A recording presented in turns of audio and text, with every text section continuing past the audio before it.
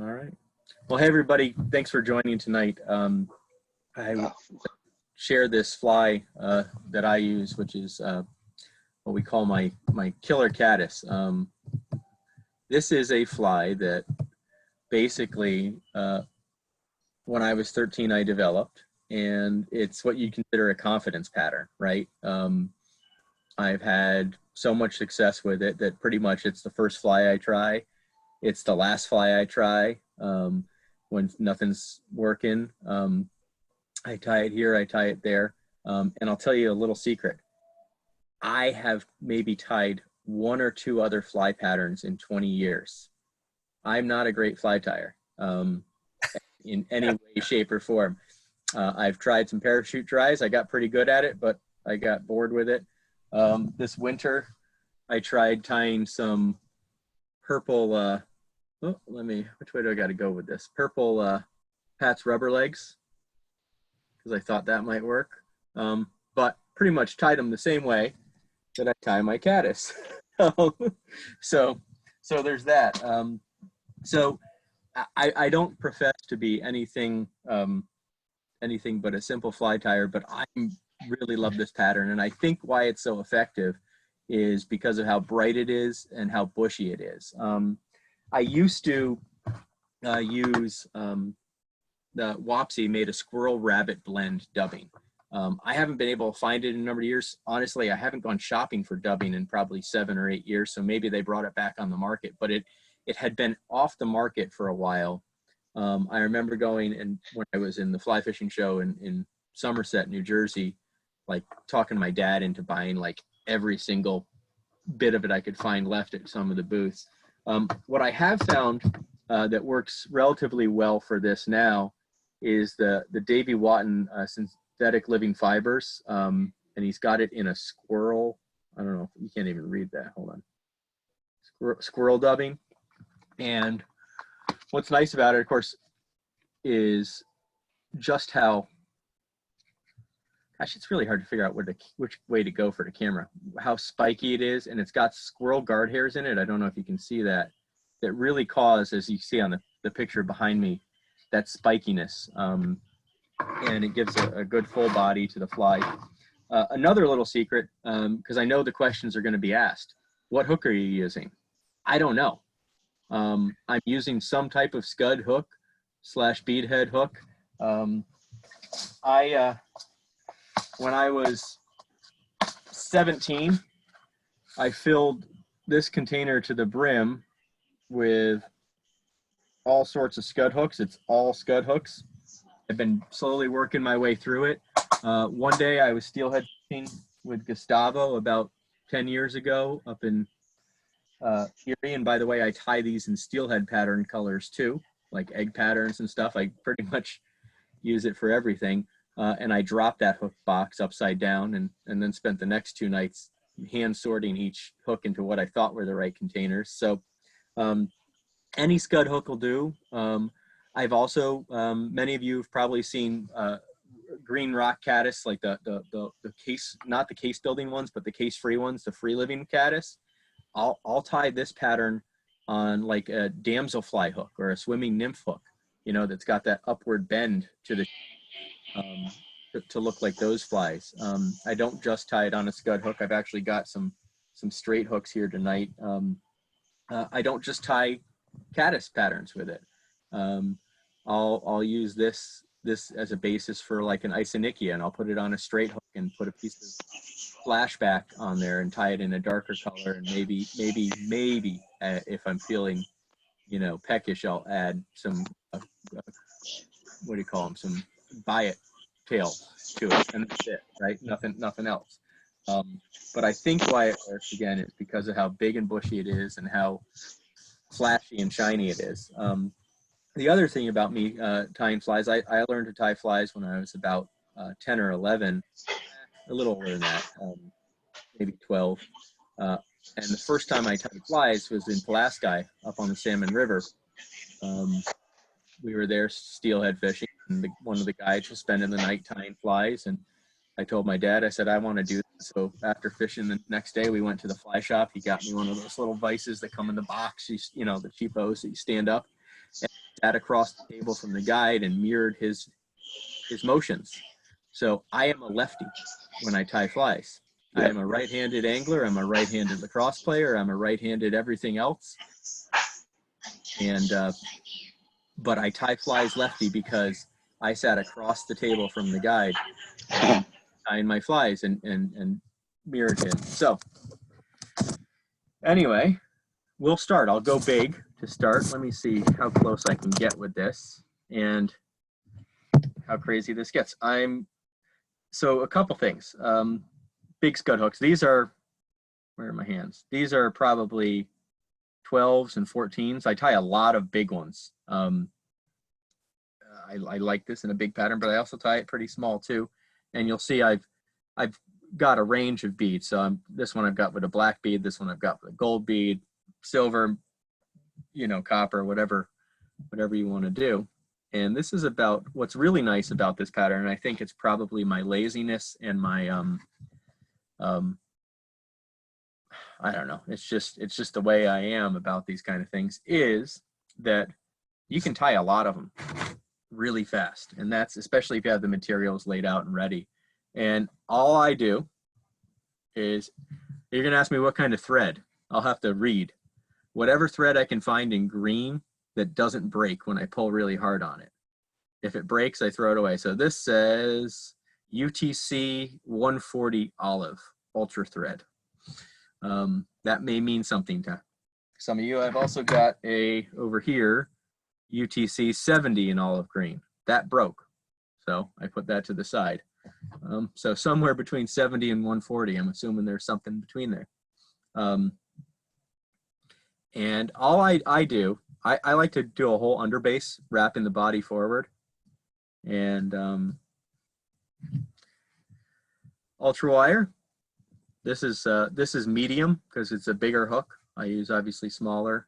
I have this habit of running the wire all the way back to almost to the bead, and it's probably has no purpose. It's not about adding weight. It's just I don't like it when I don't have a uniform thickness on the hook. So when I start wrapping my dubbing, some of it piles up more, and I didn't cut my tag in there, but I'll do that. So there's my ultra wire. Let me just clear that. You mentioned what size hook you're using?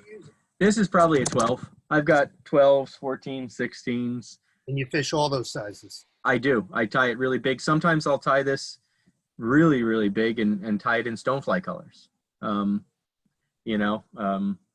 So we've got that. This is, yeah. I don't know, you can see it's not a small fly.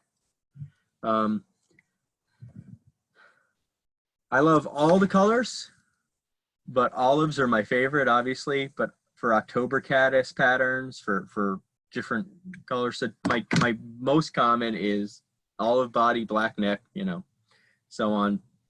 What I do, I don't make a dubbing loop because I really want this to be loose. I want it to be, to really get that spikiness.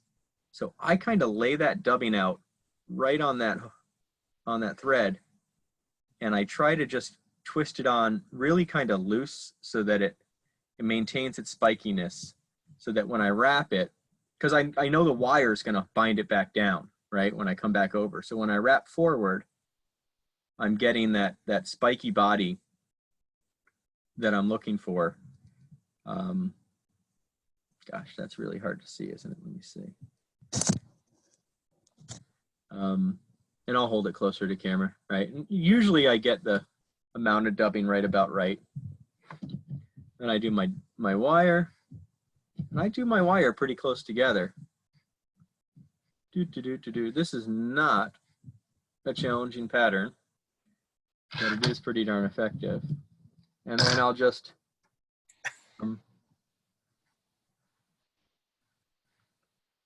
put on some black. That I do a little tighter because I don't need it as spiky, and I don't have any wire holding it down. Another little secret, I never learned how to whip finish. So I just do little half hitches over the hook with my 2 fingers, pull it tight behind the hook, and I'm done, right? And that's your production tie. And you can see how, hold on, where the heck is that camera? I don't know how clear this image is, but how big and spiky and bright and flashy that is as a fly. I don't know what to do here. I feel like Rod, what's his name? Will Ferrell's character. I don't know what to do with my hands. There we go. Good, Jack. There we go. Got to stick it in the hand. That's it. But you can kind of see how those squirrel guard hairs really stick up and bounce out. It's a big, meaty fly, right? So that's my green one.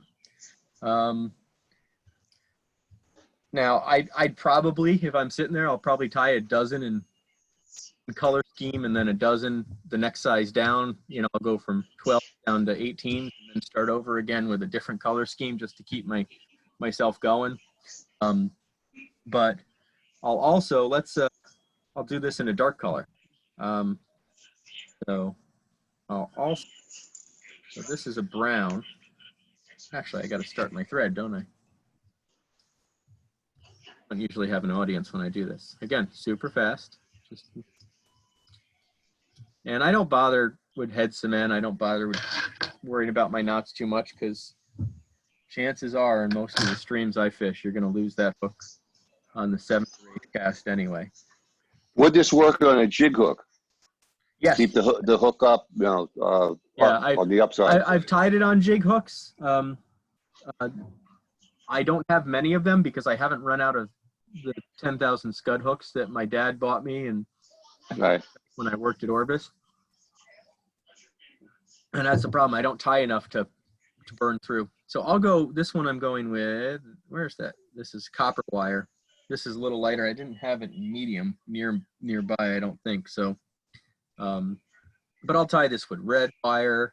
I'll tie it with purple wire.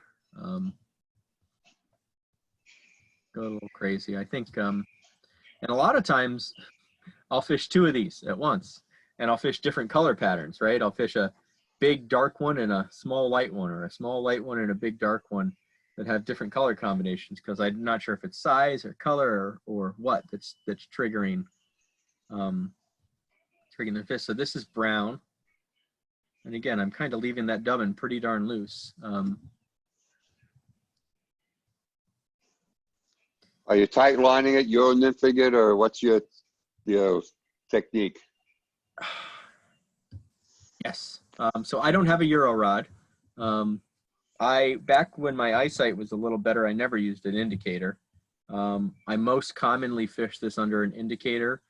In the smaller sizes, obviously, it's my dropper pattern under a dry or something like that. Although it's super tight, so it or super heavy, so it will take down the. This one came out really good. I like the spikiness of this, and I really got a good even body on it. Again, I'll probably use a black for the thorax kind of thing, but not much because I went right up to the hook on that one.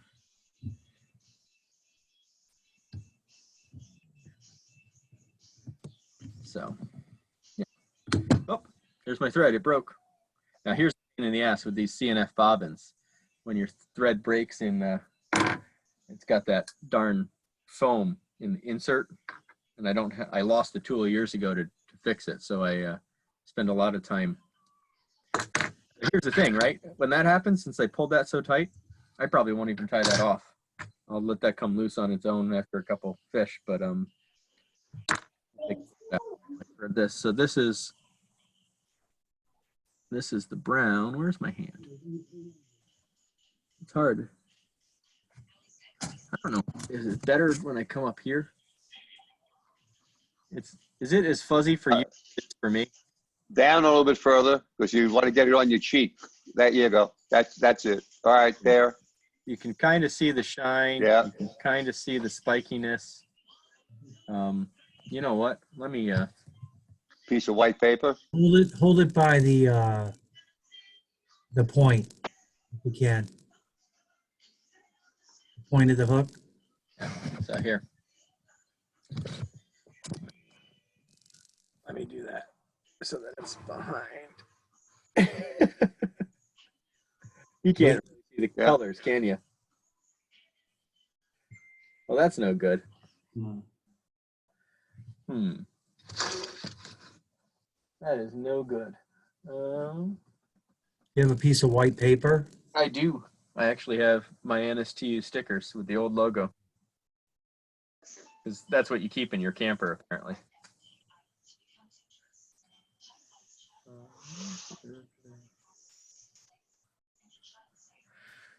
Let's see. No, that didn't do it. It looks much better in person. There you go. That's good. You had it. Yeah, you see how spiky it is? And has a real good flash to it. You can really see those squirrel guard hairs, right? Yes.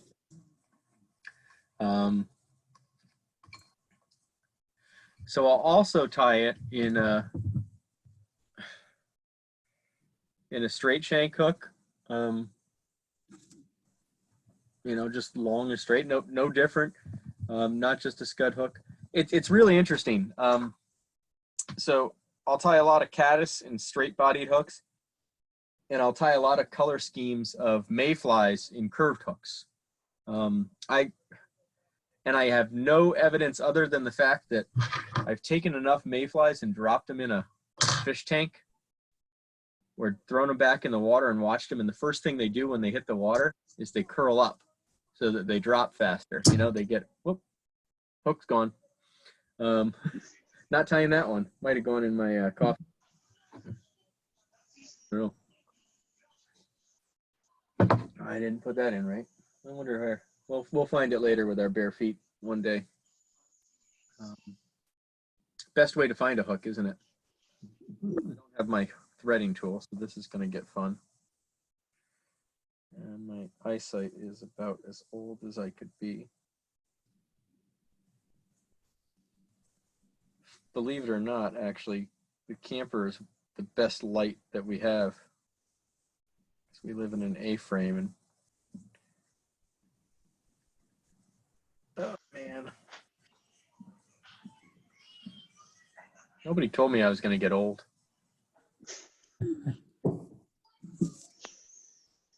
Welcome to the club. Right. Well, questions while I'm fumbling with this. I'll give you a backstory for a similar fly. Yeah. The game club I belong to is a group of guys that was going up to Newfound Lake in New Hampshire, and they have been doing several trips. Right before this, the 1 year, this is several years ago, we had a nymphing presentation at our TU chapter.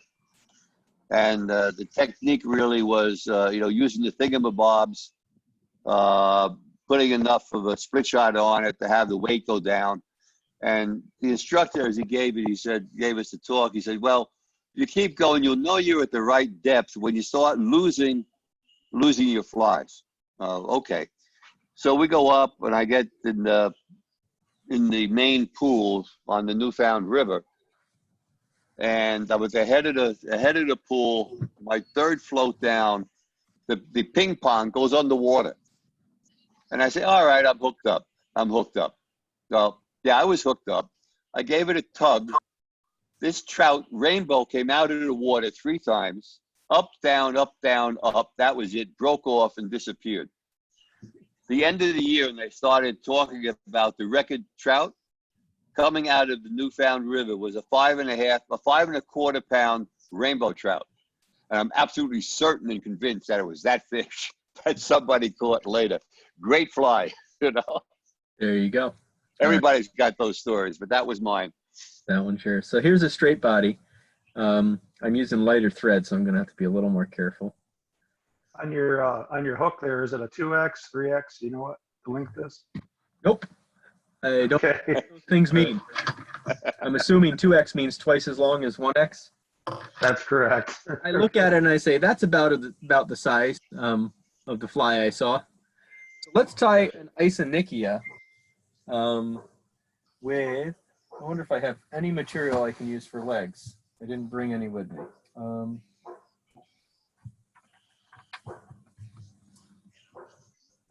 Yeah, I got some material, so.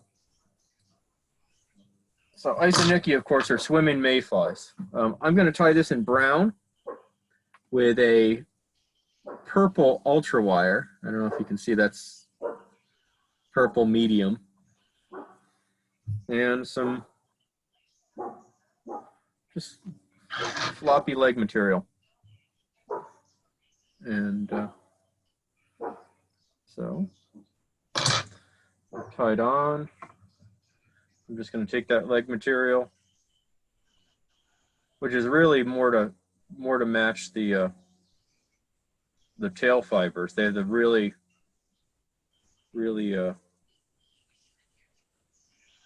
thick and fibrous tails for swimming in fast current.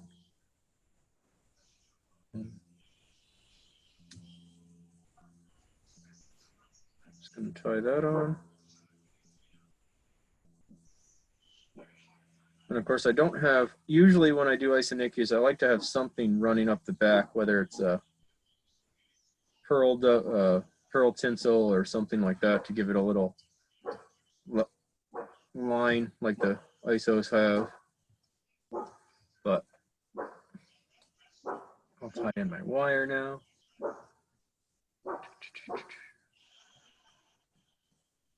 Did we ever find out what camera Tim Flagler was using? Pat, do you know what he was using with that camera setup where he was switching back and forth? That was pretty snazzy. It looked like he was using a digital camera wired into his computer system. Mm-hmm. Cool beans. All right, let's check in the audience, see how many people we've lost. Not many. Hold on, let me refill my coffee.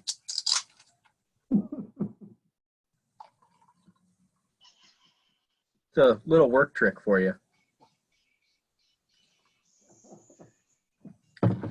Tony Hill advised me of that one. All right, so let's do a really dark brown body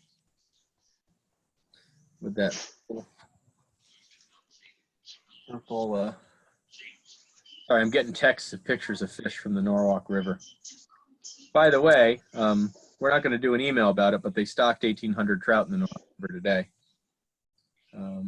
or yesterday.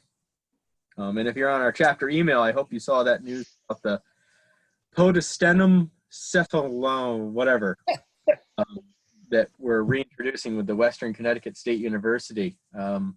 It's a really cool aquatic plant that grows on the rocks, and what it does is it creates lots of habitat for macroinvertebrates. So the idea is we put these plants and get them reestablished in the river. It is a native that kind of died off when they dammed rivers. It needs free flowing rivers to move up, to have its spores and spread.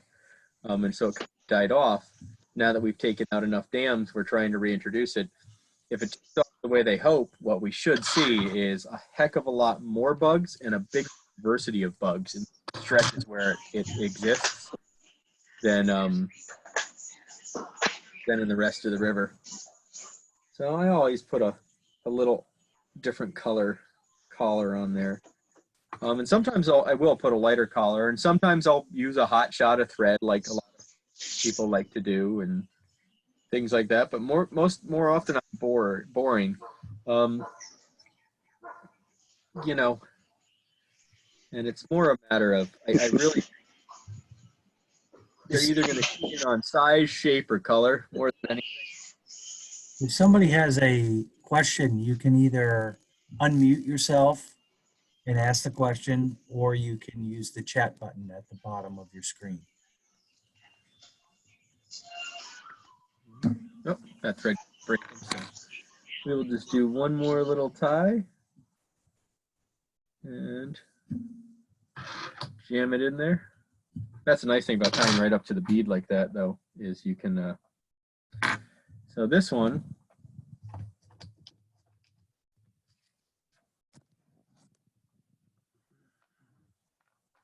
That is really.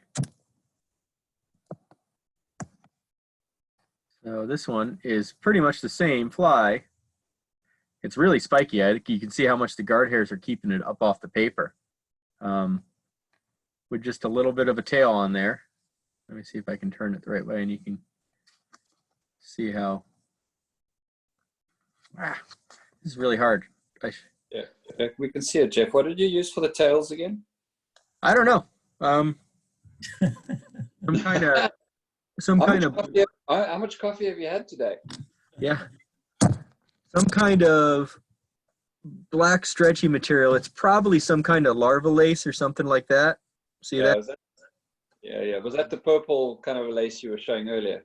Yeah. And so I've got purple wire and a purpley kind of lace on there. So it's a darker color. And it just, you know, what's actually kind of cool about this stuff is if you have a good pair of scissors, you can split it. And of course, I don't have a good pair of scissors.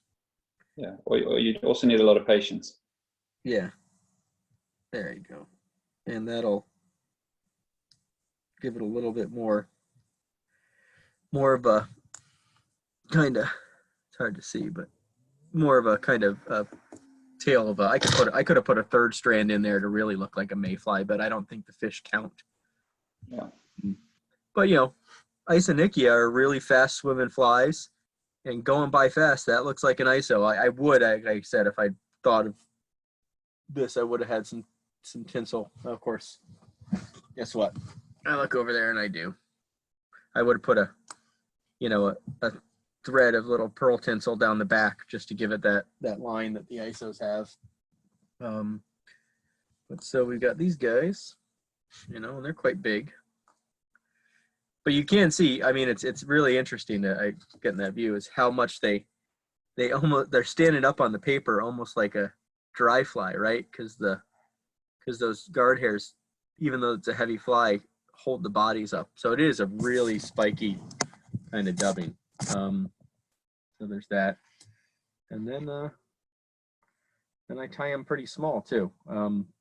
I like these a lot for fishing small wild trout streams as a dropper, more than pheasant tails, because there's just a heavier abundance.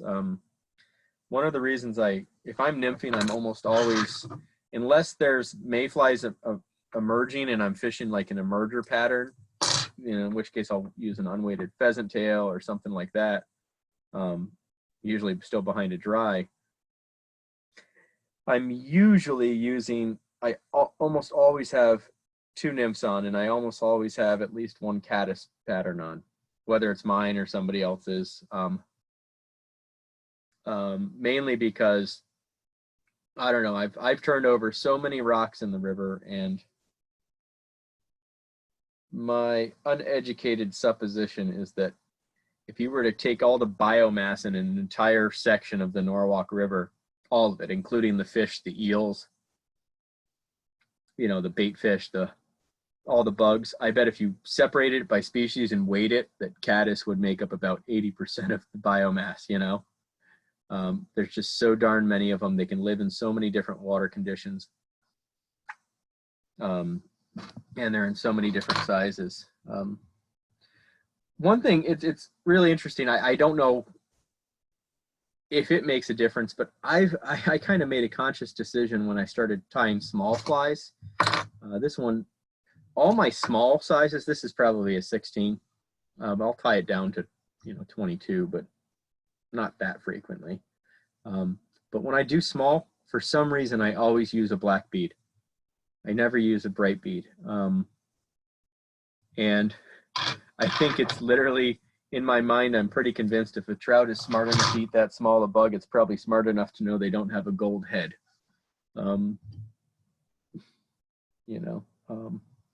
Which has no bearing on reality whatsoever. Let me do another.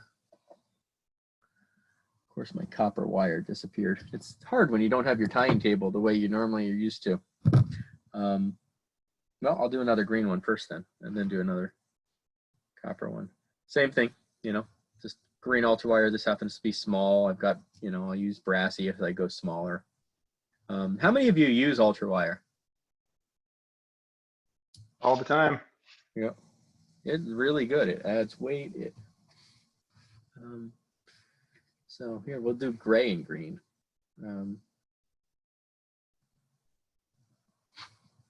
I mean, I'll even tie this as a hare's ear nymph version, right?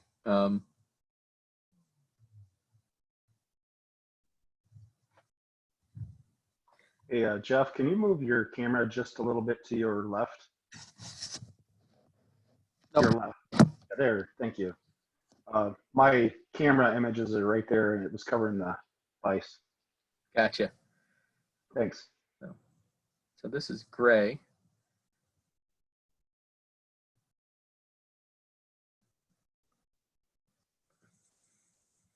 But it just creates this really nice, I mean, you can even see the spikiness behind that as I'm tying it, even if I'm blocking it. And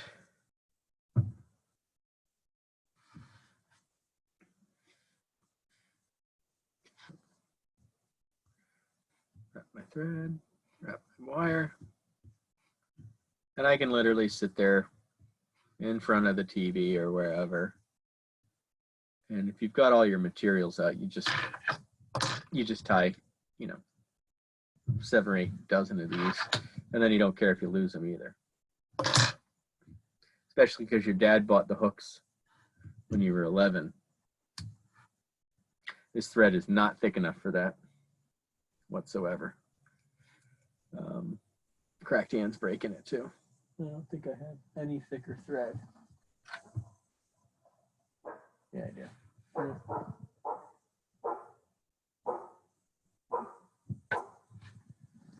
You know how much of a dope I am?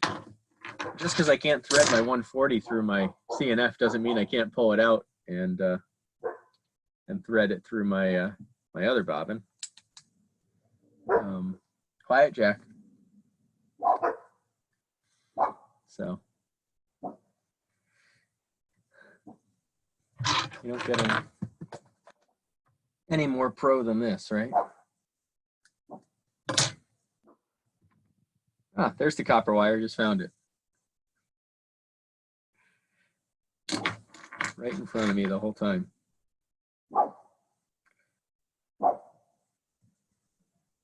So who's been fishing this week?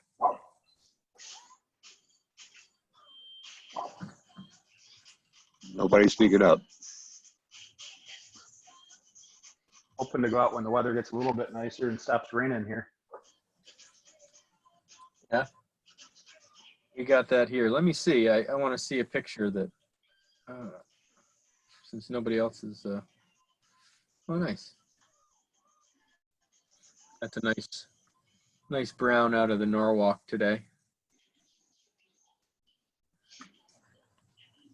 I don't know where. If I looked in the background, I could probably tell you, but.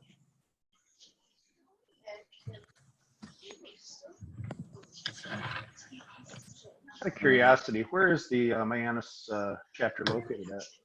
We're in Lower Fairfield County, Connecticut, about 45 minutes from New York City. Wonderful. I don't even know how I came across this whole webinar thing, but I signed up for it. So I happened to find it somewhere. I don't Facebook or something. I'm in Michigan. Where in Michigan? Do you know it's southern Michigan near Coldwater, Okay. about an hour south of Lansing. Nice. How are they doing with the dam breaking up there in Midland? It's a mess. Is it? Yeah. Yeah, I'm not anywhere close, but we've seen videos and pictures and stuff, and it's it's pretty bad. Apparently, there was a state of emergency issued today. Yeah. Well, you just kind of hope that that's another nail in the head of hydro, and eventually we'll realize the ecological damage of hydro, the cost of hydro generation, and compared to other renewable sources is not worth it in the long term. There's a really cool hydro victory in Vermont where the state Supreme Court ruled that a hydro company could not use the fact that they didn't have to consider ecological impacts when they first got their permits when they were renewing, that just because you know, they got a 25-year hydro permit to reduce the, you know, to run energy that they couldn't, that the standards of 25 years ago would apply to their renewal permit. It was really a big victory in many ways. I don't know, that's a pretty good angle. You can see just, I mean, you can't see the colors so much, but you can see the flash that I'll try. That spikiness, I think, is realistically what does it on these flies. They're buggy, and all those little fibers move, and all those are squirrel guard hairs. So you can see the bright greens, more muted colors. I should get a better vise or better camera, but then again, my first time doing it. So For the left-hand tire, Jeff, I'm Yeah. also a left-hand tire. And the way I learned how to whip finish was to get a video of Lefty Craig, and he was showing how to do the hand whip finish. Mm-hmm. But he's doing it right-handed. I put it on the TV, and I looked at it through a mirror. Yep. And that reversed it so I could get the finger action in my left hand and treat my left hand there. So if you want to learn how to do it, you'll put it on your laptop, look at it as it's reflected from a mirror, and you'll get that hand action relatively quickly, 15, 20 minutes, and you'll have it down, if you care to. You are a smarter man than I. So, There's always a way out. yeah.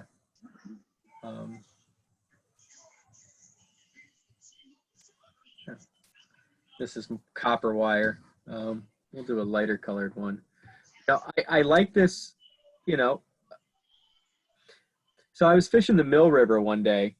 One of the reasons why I tie caddis so big, I've seen enough of those green rockworms, the free-living caddis, and, you know, some of them are as big as big stoneflies. You know, they cover your 2 knuckles on your pinky finger. But I was fishing the Mill River in Easton one day, you know, little tiny brook trout, and I had a brook trout regurgitate what I was like, is that a slug? You know, and released the fish, went over, picked it up, and it was literally a tan caddis that was as big as that. You know, that's the size it was, and you know, 4-inch fish eating it. So I don't get too peculiar or particular about size and things. One of my favorite match the hatch moments was I was striper fishing at the Sherwood Mill Pond outflow, actually Campo Cove. So yeah, it would have, and so it was the outflow from Mill Pond on the Campo side, and I'm there, and I had a big old chartreuse clouser on, and fish were feeding on little rain bait or something like that. And one of the other guys said, "Oh, no, you got to use something really small. They're only hitting the small stuff today." And I looked at him and I said, "Then how come those guys over there throwing 12-inch plugs are catching fish too?" You know, and it's all confidence. I mean, if I laugh about it, if I was going to travel the world with 3 flies, it would be my green caddis, chartreuse clouser, and parachute Adams. And I'm pretty sure you could catch every single fish on the planet without a problem. You know, assuming I can tie it in a range of different styles and colors. No, not that I'm stuck with 3. So this is same fly, and I probably in this case would have used a copper bead, but I was too lazy to take one out. But this is more of a, there you go, that works. More of a tan caddis. Let's see.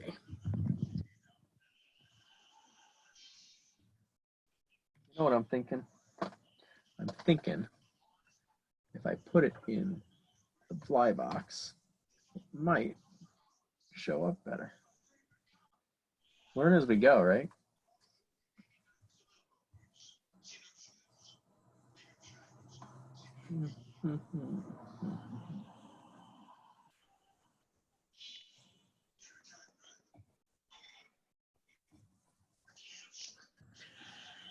Let's see if we can do that. There we go.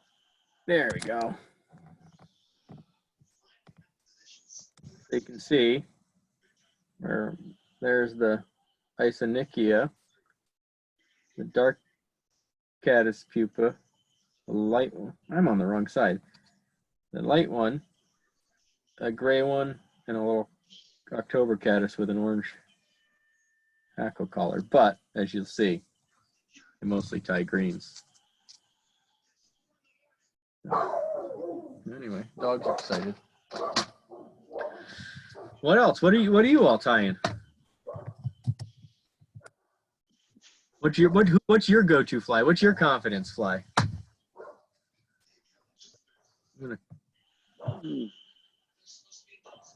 I just learned how to tie a bunny muddler, which has the I haven't caught on it yet. The zonker. Yeah. Yep. Yeah, those are great. I fish a lot of zonker patterns night fishing on the Farmington. I used to house fish up there, and I was just missing too many of them. So I just went to streamers and just letting them slow swing. Although it's fun with the mouse patterns. You're standing there, it's 10 o'clock at night, and all of a sudden it sounds like somebody threw a bowling ball in the river right behind your fly. But I always felt like I was missing too many fish. I think that, with the mouse, that when those big brown, gosh, I got to figure out which way the camera goes. When they come up on those mice, I think there's a surge of water that just floats them, and you can't, with the noise it makes, you can't help but trout that and pull that fly out of their mouth. I heard that when you're fishing, I haven't tried a mouse pattern yet, but when you fish it, they actually drown the mouse. So they actually hold it for a lot longer. And that's when I don't know if that's... Well, I imagine if it's their second mouse ever, they would, because I imagine the first one tore the crap out of their face.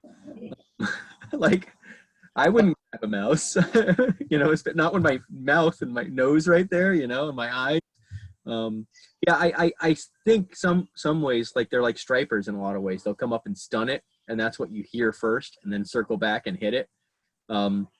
Which is why, that strip set is key, I think.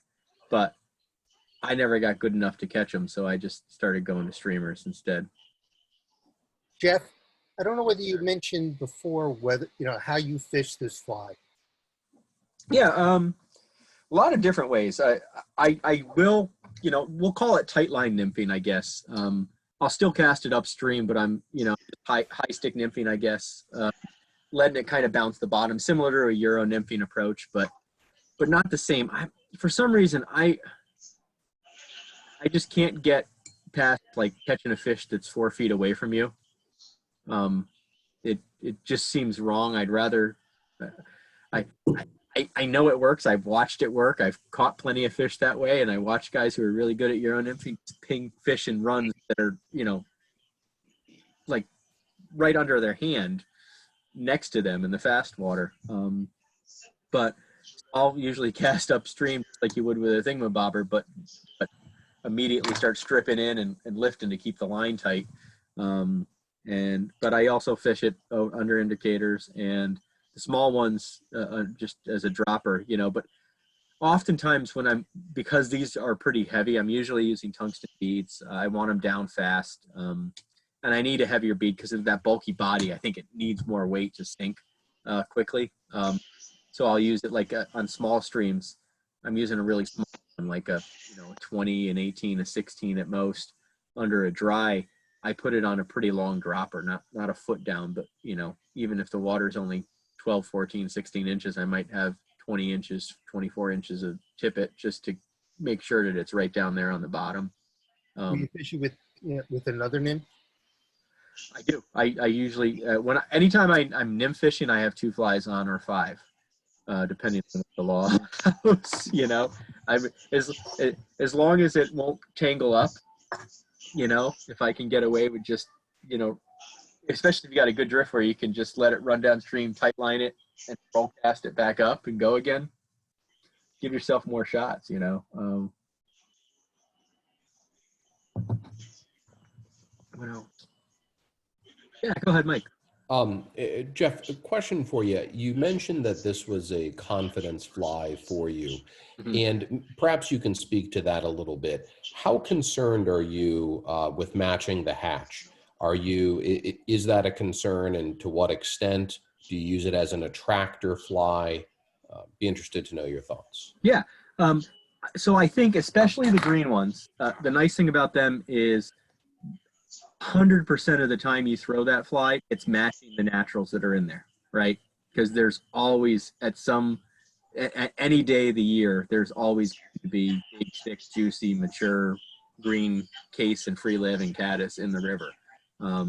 And so there's that.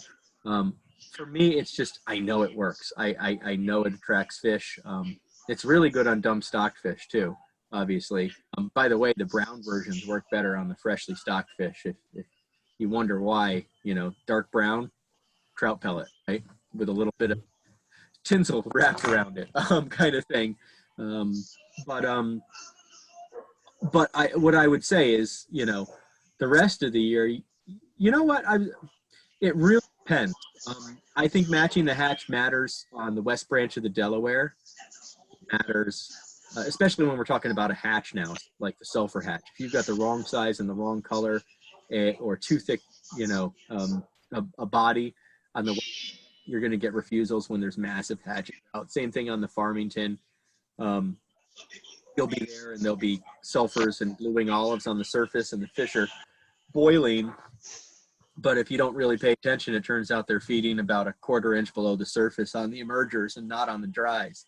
But with this pattern, I know there's bugs that look like that in the water all the time, and that's why I think it works so well.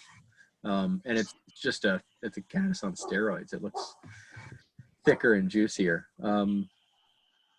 But yeah. Thank you. But you know, actually, your point about matching the hatch, in most places, I think, you know, that probably what makes all the difference in the world is do the fish know you're there? You know, did you make a disturbance with your cast? And can you, and you know, if you don't spook them, if it looks like food, they'll probably hit it. You know, can't say that now for rivers like the Farmington and the Mill because there's about 7,000 people on them every 12 minutes. So what you don't know, you come around a bend and fish 20 people were in that pool in the last 3 hours, you know, and so, but I also think, you know, that's one thing where like, if you're a bad fly tire, it's actually better for you on heavy pressured rivers like the Farmington and the West Branch and the Saugatuck fly fishing area in Westport, because and we're talking Westport, Connecticut, not Westport, Michigan, because the Saugatuck in Connecticut, not the Saugatuck. I always get Google alerts for the Saugatuck River, like body found in the Saugatuck River, and I'm like, oh my God, and it's in Michigan. Where in Michigan is it? Do you know? I'm not super familiar with Saugatuck, but it is north of me. That's about all I can tell you. I was always guessing it was in Detroit because the number of bodies and cars they pull out of the Saugatuck River. But yeah, I was thinking Grand Rapids area, but yep. Yeah. Yeah. Anyway, I can find out quickly. But on those streams, I think that you know, when you tie your own flies, it's not something they've ever seen before. So, and the worse you do it, the more it's a novel fly for them to hit. Generally speaking, Gustavo, why do you think some flies work better than others? I mean, you tie a lot of flies that don't really look like the naturals but they have some little behavioral triggers. There are a lot of things that you have to consider. One is really if the fish want to eat, if they are territorial, they are keeping the territory. But I would say it's always in the mood of the fish. One, second, the presentation. Then you can say shape, color, and all that stuff. Sometimes, sure, the fish is really picky, and it's when you really have to match the hatch. Yeah. It's only when that happens. It's you can see it from the point of view that if it's food, the fish want to eat it. Right. But sometimes they get keen in certain bug, and it's when you have to match the hatch. The rest, I think most of the flies work. You can see in the catalog and that there are thousands of parents, and all those flies work. Right. But the main thing is presentation. Yeah. And the second one is that the fish is willing to eat the bug. Right. I mean, think about it this way. How many of you have fished the Farmington River, and you've been on a pool, like let's say you've been in the upper pool on Whittemore for 4 hours and you haven't caught a thing, and then there's just an imperceptible change. There's a slight emergence, and all of a sudden there's 40 fish rising or sitting emergers within casting distance. It's like where I put everything through that the fish just didn't eat. And on the Farmington, on the west branch of the Delaware water systems, the fish don't need to eat all the time because they know conditions are going to be the same in the next minute, in the next hour, in the next day, in the next week, in the next month. There's always going to be cold water and lots of food.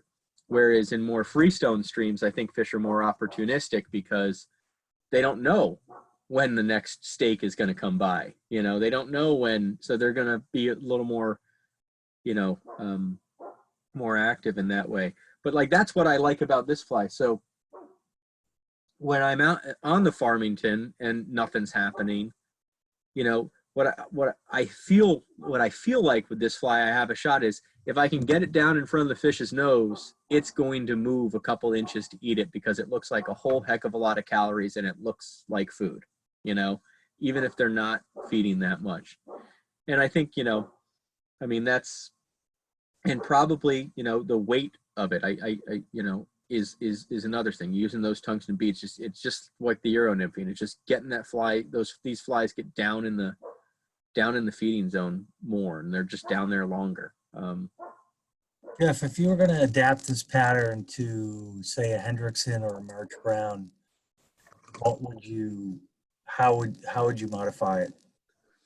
Yeah, I'd probably straight shank, and I'd actually probably, I'd put a tail in, like a pheasant tail, and I would probably use a less spiky dubbing, like a, where the heck is my other SLF box?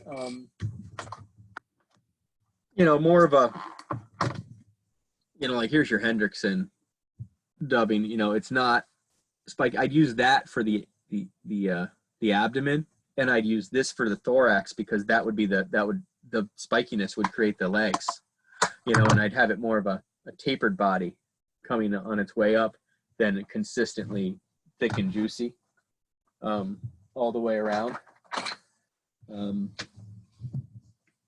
Yeah, Mike. Jeff, question, would you ever tie this with a glass bead to represent the air bubble, and then maybe use like a shot on your tippet? I have. Yeah, absolutely. I've another thing my dad bought me is tens of millions of glass beads at fly shops and craft stores, and I'm never going to run out of them. I'll also tie a version of this where instead of doing wire, I'll put like 4 or 5 glass beads on, and I'll just dub. Gosh, I wish I had some glass beads. Where I'll put the beads on the head. I'll put a bead head on the hook, and I'll put some glass beads on. And then they'll tie off, put on my dubbing, no ultra wire, slide the beads back, and use the beads to create a segmented body with that dubbing wrapped in between it, so that you've got dubbing bead, and so you get it's heavier, but you also get, it looks especially like green beads and things like that, and then you've got the spikiness in between it. Done a lot of, gosh, I haven't tied one like that in a while. I should. I used to have fly boxes full of them. So, but yeah, no, and especially like the glass beads I like a lot for the small streams, or also if I'm just trying to, if I want to fish more of a mayfly looking color and pattern as an emerger. I use a lot of glass beads on the mill. I use a lot of glass beads on the Farmington when I want that fly, this below the surface instead of really deep. So, David, your fly room's awesome, by the way. I have a question. Yeah, Kirsten. Hey, Jeff. If you don't have spiky dubbing, what would you suggest? Do you have to like brush it out a little bit to make it fluffy, or? Yeah, you could do that if you've got a dubbing brush. You could, I'd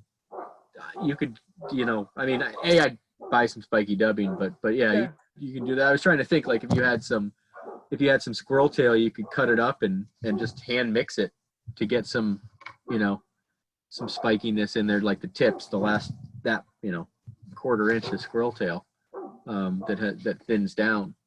You could blend that in. It'd be mostly grays and blacks mixed in. No,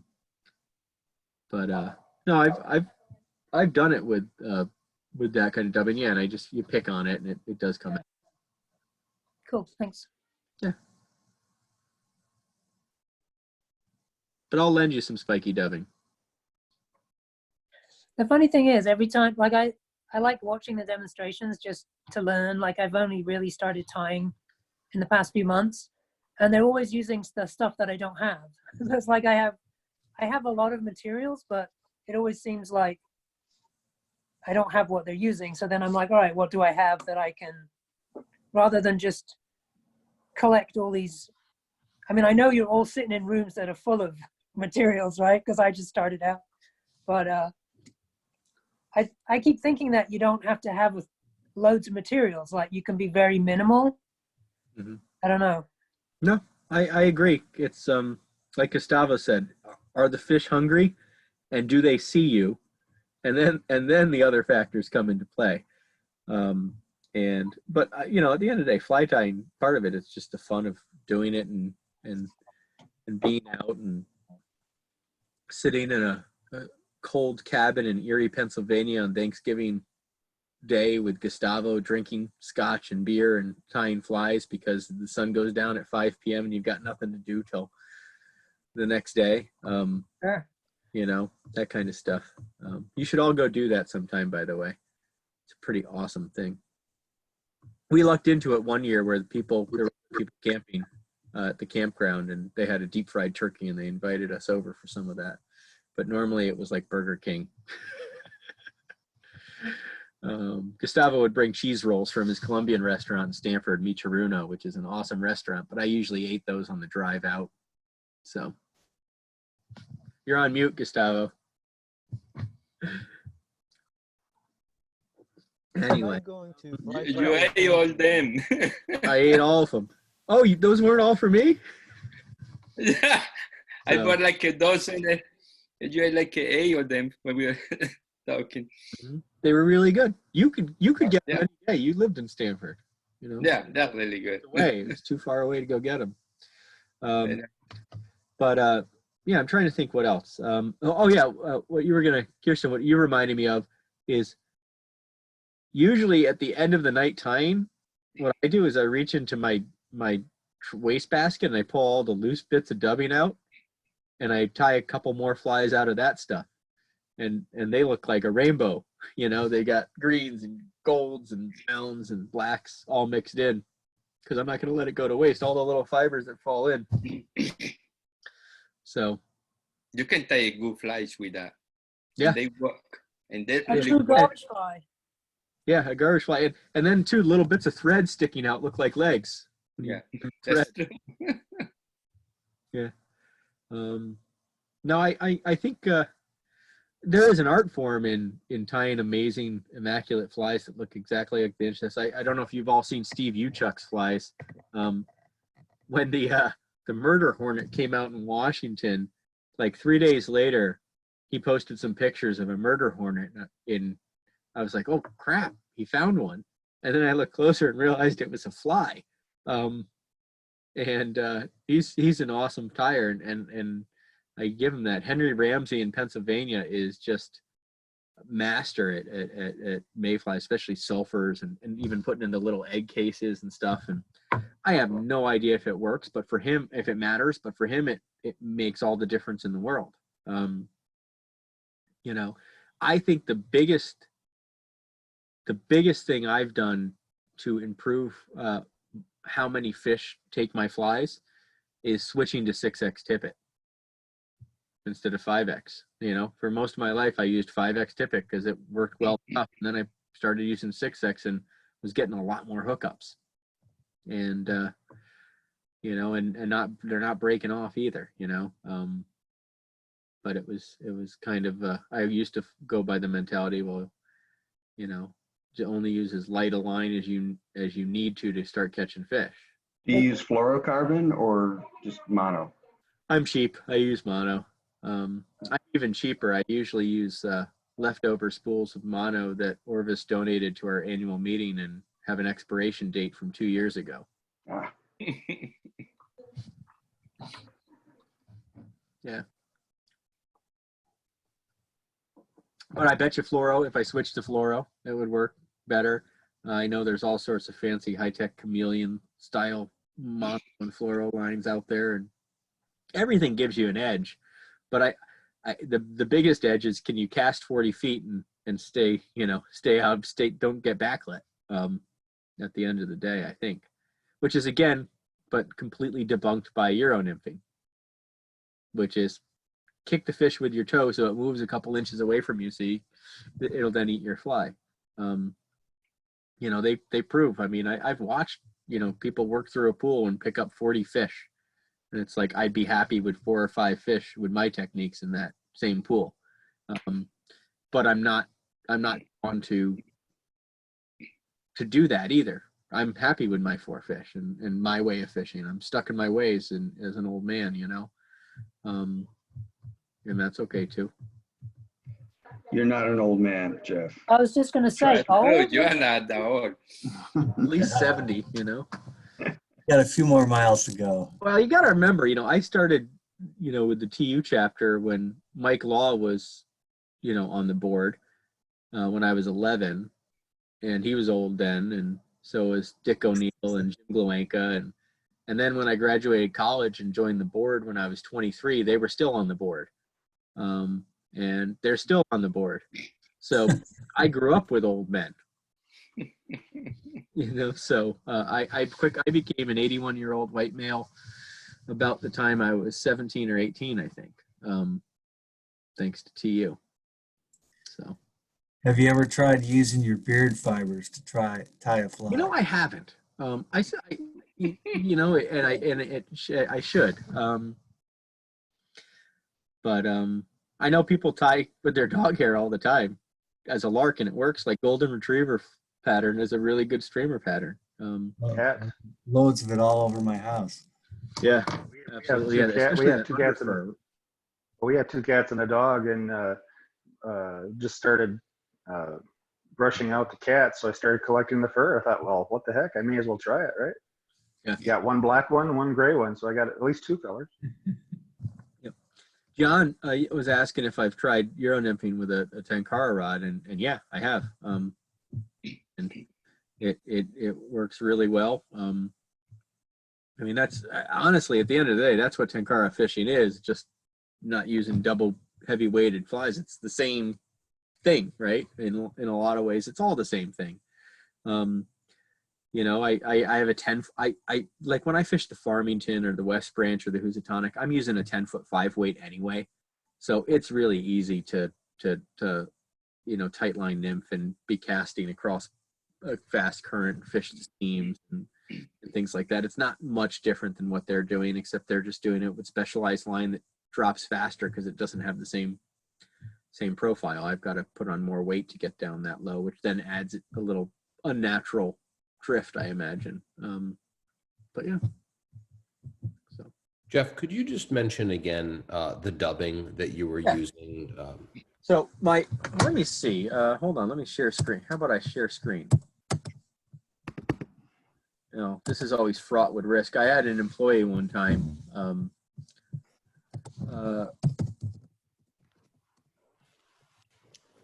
who had to share a screen with me for something, and his resume came up as the first thing. And I knew he was applying for a new job. Fortunately, it was still with TU. So here you go. Wapsie SLF squirrel dubbing. That's I don't want to give my email address, but the one I used to use, and I don't know if they still, I don't think they still make it.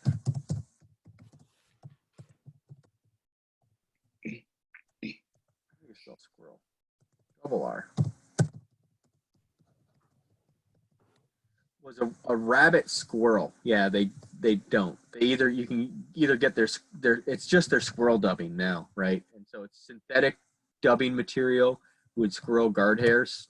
So it's Wapsie SLF. So Jake, by the way, if you're gonna buy it, first go to Complete Angler, support a local business. They need it. If not, Complete Angler, order it from Jay Stockard here in Connecticut. They're also a key business that supports TU. So this is what I'm using currently, either spiky dubbing or squirrel dubbing.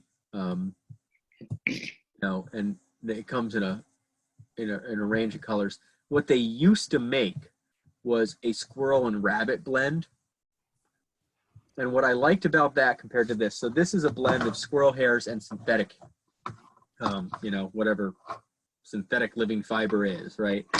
What's nice about the synthetic living fiber is it's got some, hold on, I got to hold it in front of me. You can see it, it's green, so it doesn't work well with my green screen.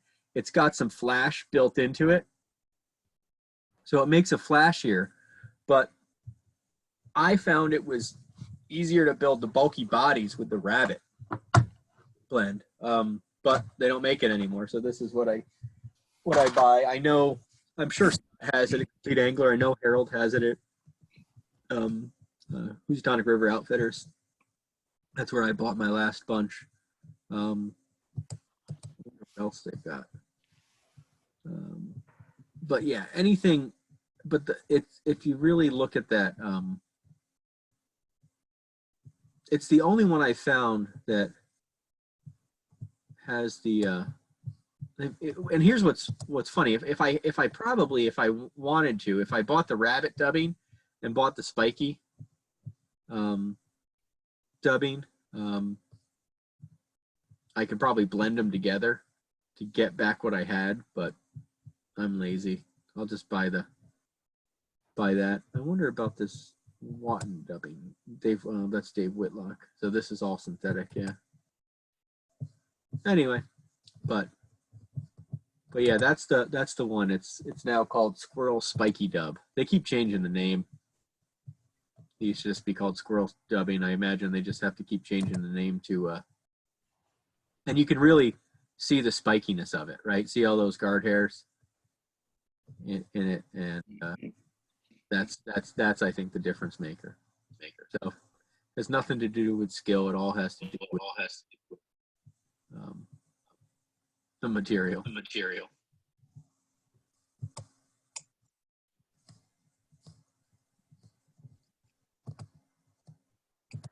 Yeah, so there you have it. I mean, you can really see how that spikes out. I figured it's easier to show this background.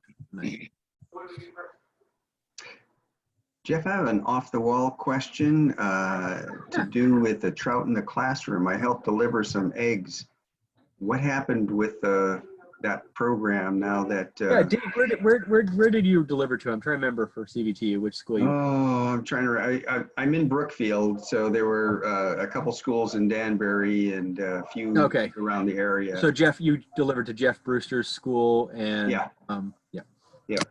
So for the vast majority of schools, what they did was once the governor said school's closing, we just told teachers go release the fish. You know, they were big enough by then. Some teachers kept their fish going, or if the janitors were still going in, they had the janitors check in on them and things, and then they did later releases. I know they did that with the Naugatuck Pomprog. All the teachers have been so darn overwhelmed. I did see a few of them on Facebook do kind of Facebook Live streaming for their students as they did their releases, and it would have been great if they had done had done that universally, but you can't. You just couldn't expect it. It'll be really interesting to see. Now they're delivering the eggs in January, but it'll be interesting to see if there's an appetite to try to do TIC next year, because it's so much unknown, right? And there's a lot of more important stuff to figure out about school next year, for sure. So we'll see. I imagine the teachers that do it because they're really into it, do it anyway. Just I saw curious. I saw that a kid up in the Farmington Valley TU posted that some kid just took his tank home from the classroom. Yeah, there were a couple like that too. And he released them maybe just 2 weeks ago. So I guess it just depended if people had time to arrange for someone to take them or someone to go dump them in the river, which was too bad. Yeah. So, you know what it is. It's a great program, but there was so much to figuring out to be done for sure this year. John was sharing. How do you pronounce Jack's Mikiewicz? Performanceflies.com makes really good dubbing. Thank you, John. I hadn't seen his before. I'll have to try him. Mikievicz. Mikiewicz. Yeah, he does Squirrel and Antron. Cool. I will buy some of those. Thanks. All right. Well, give it a try. Shoot me an email. Send me a text if you're having trouble. It's not like it's hard and you're not gonna mess it up. It's gonna look like a bug. And here's one thing I will tell you. I didn't. I don't know if Ultrawire was out when I first started tying. Adding that in has made a big difference too. I feel. I think that it makes the flies more sturdy. They don't fall apart as quickly because you got that wire holding everything in, and that little bit of flash really seems to make a difference. Hey Jeff. Yeah. Have you tried using a split thread method of dubbing to split the thread and put the dubbing in there, twist it a little bit? That might keep the dubbing on and keep it spiky before you put the wire on. Yeah. So the answer is no, I haven't. But I know exactly what you're talking about. Gustavo does a lot of really cool dubbings that way, and he gets some really awesome dubbing threads built up. I think that doesn't make sense because if you just split the thread, it's going to be weaker. So it doesn't matter. It depends on the size of the thread that you use, and you use the dubbing loop.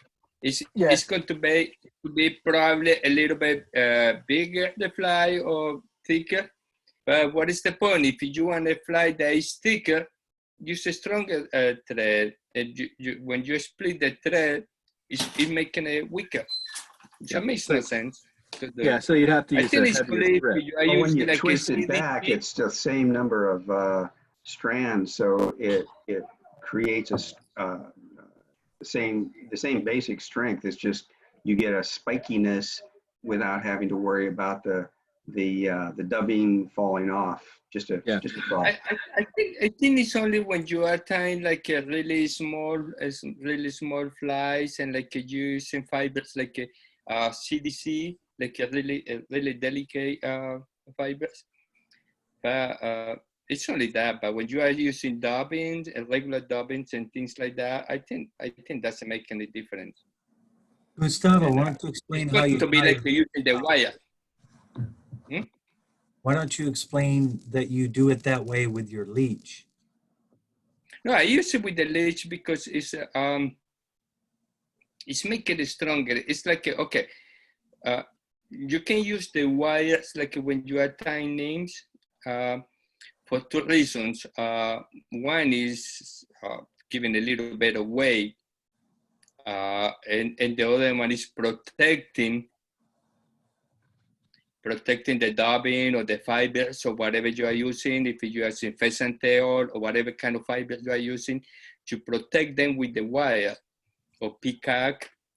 But if you use like a CDC and it's really small fly, it's okay to split the thread. You'll use, when you're, instead of split thread, you'll use wire to make your leech dubbing like that, basically. I mean, you have a tool for it, I know. Is that what you're doing? I missed your leech presentation, sorry. No, I use thread. Do you? I just don't split the thread. Okay. Well, there you go. I just don't split it, and I use a heavy thread. Well, now I'm getting confused with those the nears and those things, but I use like mostly like a trio for the thread. So because if I tie a leech that is like the size 8 of the hook, and it's a big leech, the thread doesn't matter. I think that the thread really counts is when you are tying like say dry flies. It said that really small dry flies that you don't want to get bulky or things like that. No, you're stopping up. It's what really counts, that you need to wrap the thread many times to get to a thicker body. So don't split it, and you get to the point faster. You know what I mean? That's needed. Most of the thing, the main thing is presentation, no matter what, and that the fish want to eat the fly. that's the point. Yep. Yeah. Yeah. No. It's well, you mentioned Tenkara a while ago, Jeff, and Gustavo, with what you were saying. Some of the masters of Tenkara tie only one fly ever. And it's the presentation, and it's whether the fish are hungry. So that proves both points. Yeah, that's the count. Yeah. Yeah, I honestly, I would say, so from, let's say Columbus Day through